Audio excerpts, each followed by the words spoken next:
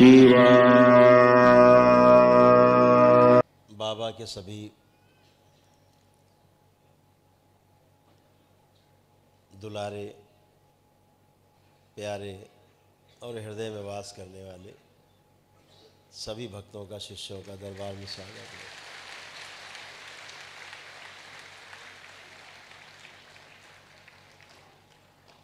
पूर्णिमा के इस विशेष अवसर पर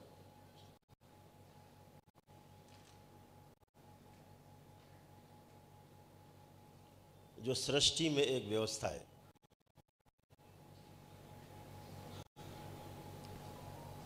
उस व्यवस्था में आज आप अपना रोल निभाने जा रहे हैं। ये व्यवस्था है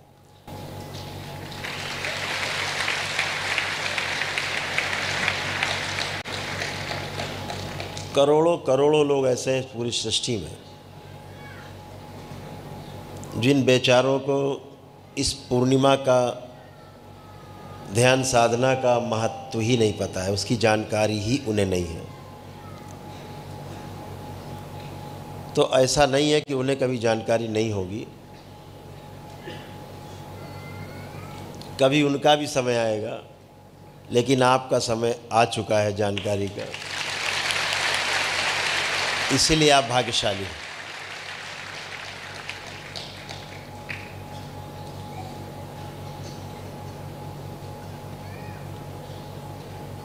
ग्रह नक्षत्रों का एक विशेष प्रभाव होता है शरीरों पर।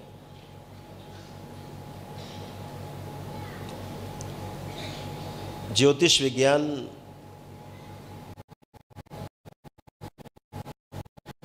ज्योतिष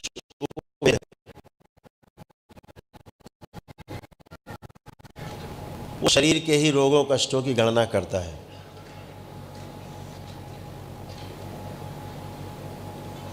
अनुमान लगा करके आगे की आपकी भविष्यवाणी करते हैं। जो ज्योतिषी या ज्योतिषगण, उनकी दृष्टि स्वयं की दृष्टि पैनी हो जाती है, वह ज्योतिष की गणना करके गणित से फिर अपनी कुछ दृष्टि से मिश्रित करके आपका भाग्य आगे का बता देते हैं। लेकिन ऐसा किसी ग्रंथ में नहीं लिखा है निश्चित रूप से कि आपका यही होगा। आशंका रहती है, संभावना रहती है कि ऐसा हो सकता है, उससे बचाव कर लिया जाए तो बचाव हो जाता है। यदि आप उसका पालन करते हैं, जो ज्योतिष विज्ञान कहता है उसका पालन आप करते हैं, आप उससे बच जाते हैं।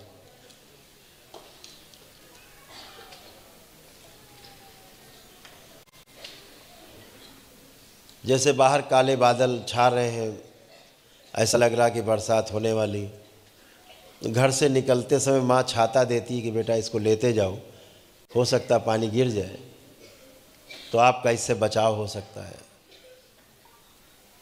माँ को अनुभव है उन काले बादलों का। यदि बच्चा छाता लेके निकल जाता है, पानी बरसता है, छाता लगाता है, भीगने से बच जाता है, नहीं लगाता है भीग जाता है। ऐसे अनुमान के आधार पर, गणित के आधार पर ज्योतिष में शरीर के साथ क्या घटना दुर्घटना हो सकती है उसकी गणना करता है ज्योतिष।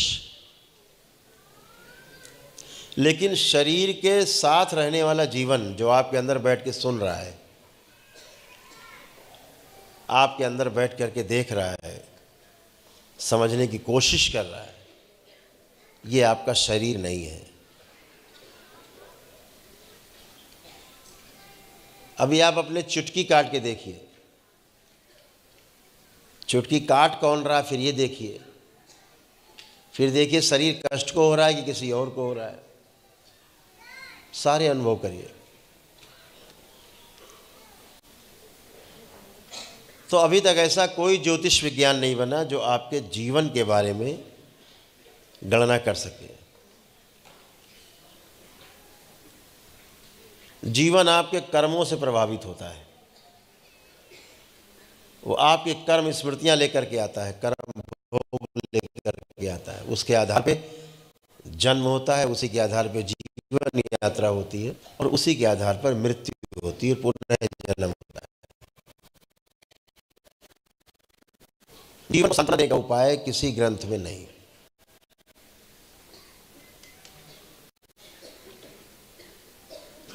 ये स्वयं में ही व्यवस्था है।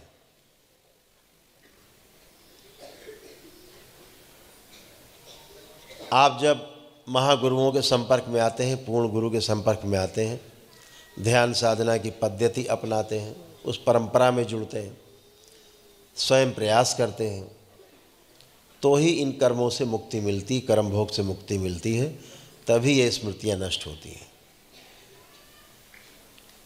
ज्योतिष के द्वारा इन जीवन के ऊपर कोई गणना नहीं की जा सकती। ज्योतिष शरीर को देख करके गणना करता है। जैसे 16 संस्कार बताए गए, यह जो 16 संस्कार हैं मनुष्य जाति के लिए,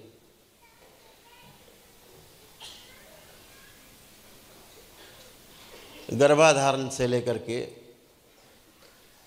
और अंतिम यात्रा तक, चिता में लेटने तक 16 संस्कार हैं।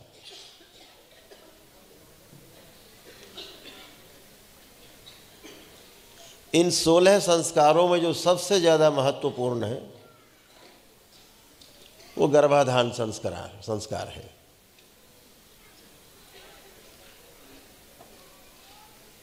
ज्योतिष ये तो बता सकता है किस कालखंड में, किस मुहूर्त में गर्भाधान संस्कार होगा तो ऐसा शरीर प्राप्त होगा, निरोगी होगा।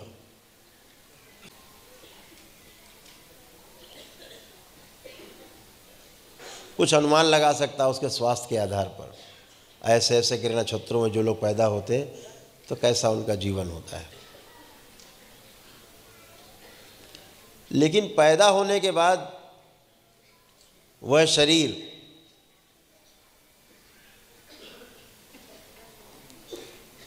अपने जिस कुल में पैदा होता है उस कुल में रहने वाले पितरों के, आपके पूर्वजों के अनुसार,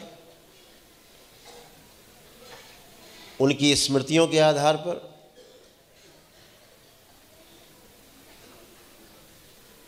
उनकी मृत्यु के समय के कष्टों के आधार पर चलने के लिए बाध्य होता है वो शरीर जो जन्म लेता है। उससे बचने का उपाय तब तक नहीं जब तक पितृ मुक्ति नहीं हो जाए। बिना पितृ मुक्ति के किसी समस्या का समाधान नहीं।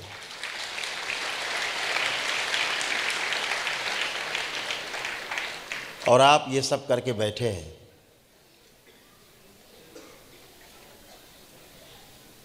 आप सबको याद होगा जब आप दरबार आए तो कितने कष्टों से भरे हुए थे आप और आपका परिवार। आपने केवल याद किया है बाबा माँ को और आपको तुरंत सहायता मिली है, सेकंड में। ऐसे कितने लोग हैं जिनको सहायता मिली? हाथ उठाएं। ऐसे मिली तुरंत सहायता, इमीडिएट, सब स्वस्थ होके बैठे। जब स्वस्थ हुए तो दरबार में आपने दरबार में बाबा से दीक्षा ली। ये कृतज्ञता है। न्याय के 9 भावों में से एक है कृतज्ञता।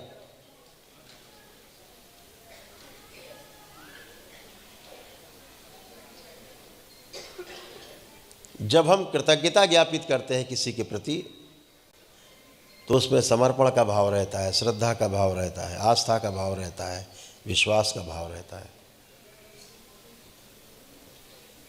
जो आप में पैदा हुआ, आपके अनुभव से आप में विश्वास आया, दरबार को आपने अनुभव किया है, उसके आधार पे आस्था, विश्वास, श्रद्धा गहरी हुई। आपके संकल्प और अपनी प्रार्थना से आप स्वस्थ होते हैं। दरबार बार बार आपसे कहता है आपके स्वस्थ होने का एकमात्र उपाय, आपके पास जो सबसे बड़ी शक्ति है उसे कहते हैं संकल्प और प्रार्थना।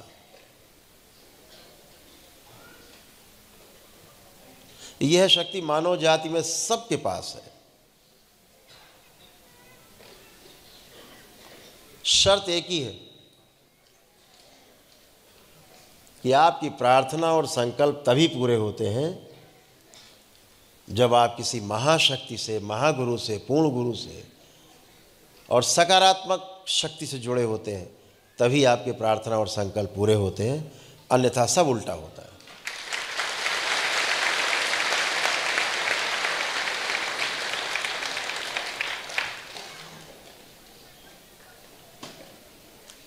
तो मैं आपको बता रहा था कि ज्योतिष विज्ञान, कोई भी विज्ञान किसी के जीवन के बारे में गणना नहीं कर सकता।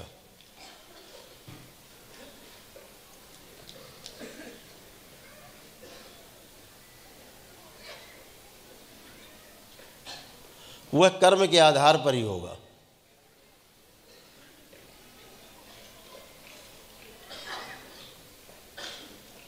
और कर्म आपके तभी तक सुरक्षित रहेंगे जब तक आप उसका भोग नहीं भोग लेंगे। इस संसार में पूरी मानव जाति कर्म करने के लिए पूरी तरह से स्वतंत्र है, लेकिन फल भोगने के लिए बिल्कुल भी स्वतंत्र नहीं है। फल भोगने के लिए परतंत्र है, भोगना ही पड़ेगा। ऐसा है। यदि आपको बाबा जैसा महागुरु नहीं मिला, पूर्ण गुरु नहीं मिला, तो कर्म होगा, आपके काटने वाला भी कोई नहीं धरती पे।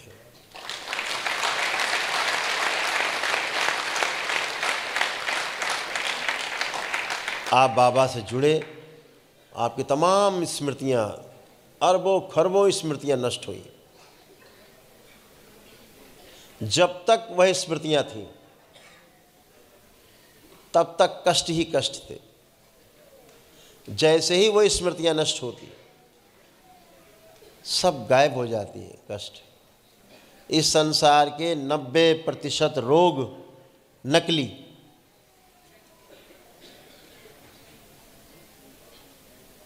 सब पितृ स्मृतियों के आधार पे,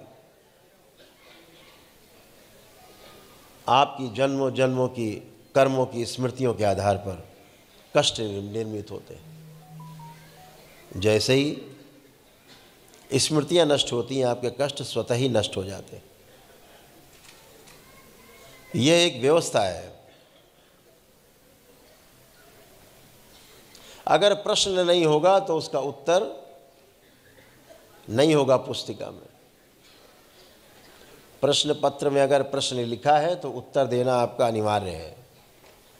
अब अगर प्रश्न पत्र से प्रश्न ही हटा दिया जाए तो उत्तर देने की आवश्यकता नहीं बनती, उसकी बाध्यता आपके पास नहीं है।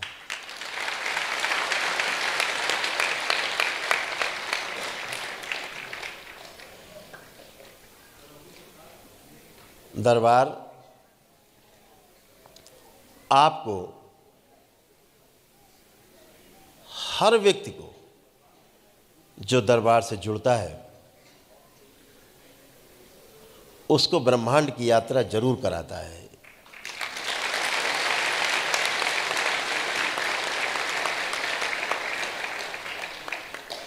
फर्क इतना है, कोई होश में यात्रा करता है, रहता है,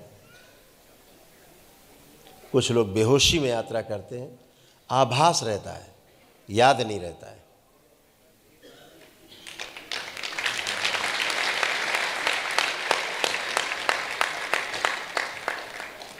बिना यात्रा कराए ब्रह्मांड की, यत् पिंडे तत् ब्रह्मांडे, पूरा पूरा ब्रह्मांड स्थिर है, स्थित है।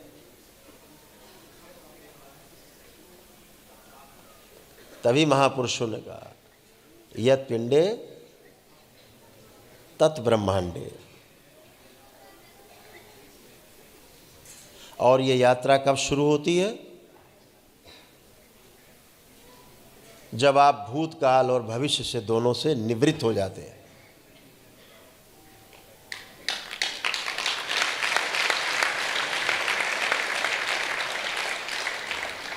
तभी कहा गया एकोहम द्वितीयो नास्ति। एकोहम द्वितीयो नास्ति, न भूतो न भविष्यति।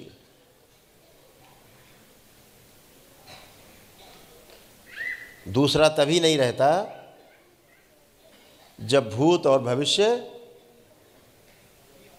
से निवृत्ति होती, नहीं रहते, तब वर्तमान रहता है, तब आप स्वयं रहते हैं। तो यह जो यात्रा है न भूतो न भविष्यति के आधार पर है। और ये जो आपका स्वयं का दरबार का जो टीवी चैनल जो लांग छोड़ा है, आनंद टीवी,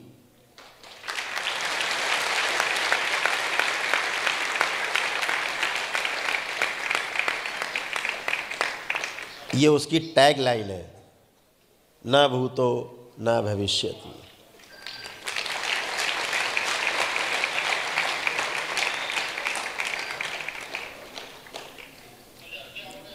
तो भविष्य की गणना हम कर्मों के आधार पर करते हैं। भूतकाल में किए गए कर्म, वर्तमान में किए जा रहे कर्म के आधार पर भविष्य की गणना कर लेते हैं। हल्की फुल्की लोग करते ही हैं।